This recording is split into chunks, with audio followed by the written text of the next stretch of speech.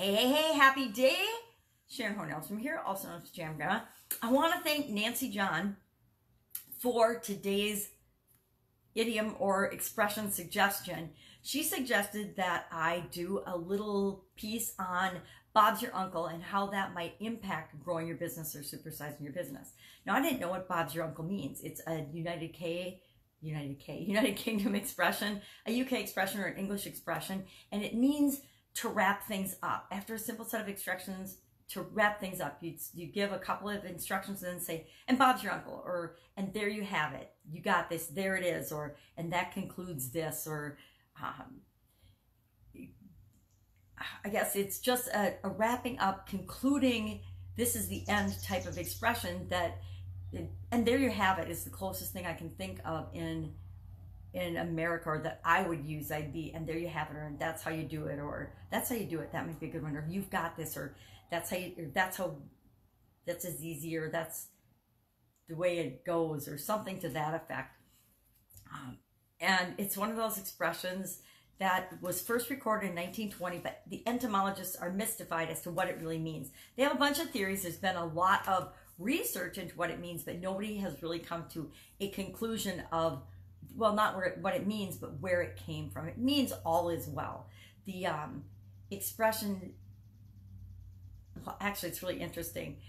Bob is a common name for any person. My niece actually used to call everybody Bob. She went through a phase where she called everybody Bob, and none of us really understood it. And this expression totally explained it and cleared it up for me, because in England, everybody's called a Bob, you know, and Uncle Bob could be anybody's uncle. It was funny because she called all of her aunts, all of her uncles, all of her cousins, all of her friends. Everybody was Bob for about a year. I think it might have even been longer, but for a year for sure, everybody was Bob. And we teased her. Now she's in nursing school, and so it's fun to look back and say, oh my gosh, remember when you called everybody Bob?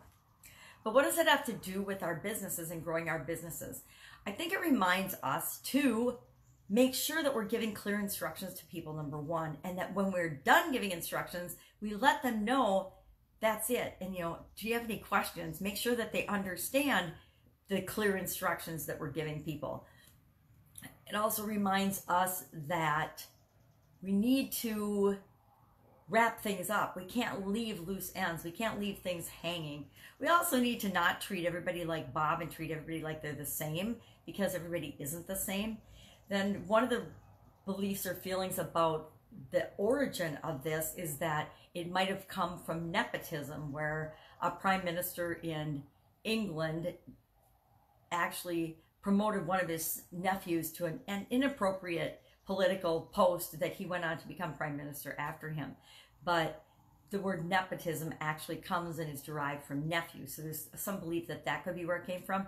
And we have to be a little careful about nepotism in our businesses. Now, family businesses, I've had a lot of family businesses, and I'm very upfront about, hey, there's going to be nepotism in this business. I'm going to hire my kids. I'm going to hire my family. They're going to be a part of the business. And luckily, my kids and my family are pretty talented, so there's never been an issue with it. But I think if you're going to have nepotism and favoritism in your organization, you need to be upfront and clear about it. You need to not pit people against the relatives who are going to get an unfair advantage by having nepotism in your business. But we need to take care of our own. That's why we have businesses, is to provide for our families, provide for the people that we love and care about. So we can argue that nepotism is a bad thing and it shouldn't happen. But the fact is, it does happen, especially when we're building our own business and when we're creating businesses for our family. Many of us who have our own businesses actually start those businesses to support our families. So why would we not want our families to be a part of those businesses? Now, I think you should have the same expectations for family that you do have of everybody else that's a part of your organization, but that's just my opinion. My kids have learned from practically birth that they were going to be hard workers and contributors to whatever they do, whatever organization they're a part of. So that's never been a problem for my personal family, but I have seen it happen a lot in businesses. I worked in corporate America for a quarter century, and there were some really bad examples of nepotism in some of those organizations, where people were brought in that were definitely not qualified and were put in positions that actually hurt the organization. So we want to be on guard for that. Now, anybody can learn how to do anything. So it doesn't have to hurt your organization to have nepotism. You just have to make sure that you get the people instruction qualified and the expectations are the same if there's nepotism or not. Not sure why this went to the nepotism discussion, but it did. So you can't treat everybody the same in your organizations. We try to say everything should be fair and everyone should be treated equally, but they're not. People perform at different levels in our businesses, and they should be treated differently based on the results they bring, based on what they bring to the organization. The more you give to anything that you're involved in, the more you receive in return for that, in terms of personal satisfaction, in terms of rewards, in terms of everything.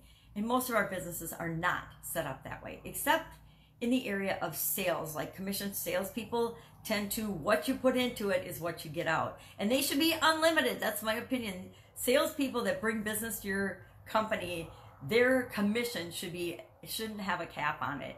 If they bring millions of dollars of business to your organization, they should be compensated for that based on whatever commission schedule or thing you have set up with them. So there's all kinds of things that I never would have thought Bob's your uncle could lead to in a business discussion when I first heard the expression, not knowing what it meant. But I have to thank Nancy again for bringing it up, because like any expression, any word, when we dig into it and we look into it, and anything in our businesses as well, we can find a whole bunch of amazing ways of looking at it, ways of looking at what we do, ways of looking at how we think, and just have amazing aha moments that are like, oh my gosh, I never thought of that.